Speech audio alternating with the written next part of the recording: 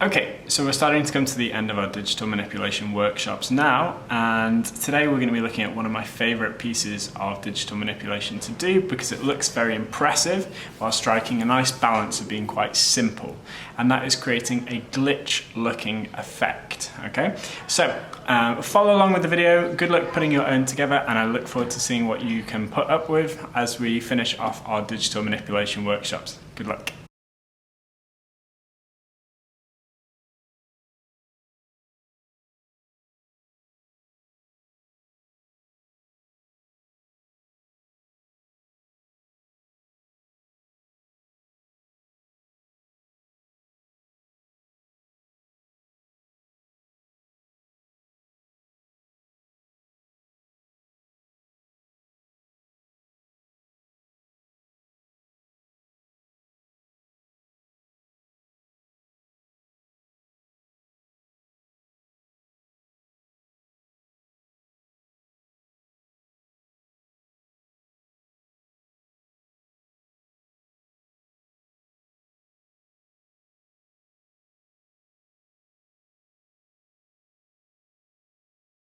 What I'm going to do is I'm just going to ever so slightly move the red layer to the right or to the left.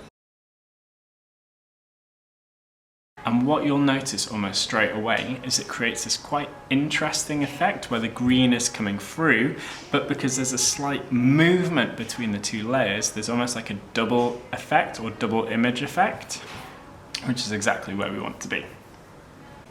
Okay, so now that I've got my 3 layers set up, what I'm going to do is I'm going to take the selection tool or the marquee tool. I always tend to start with the eyes when I'm doing the glitch effect, so I will drag a quite thin rectangular box over where the eyes on the subject is. I'm going to go to the move tool, I'm going to go to transform, and then I'm just going to move it slightly. I'm not going to really try and lift it up or down, I'm just going to move it either left or right.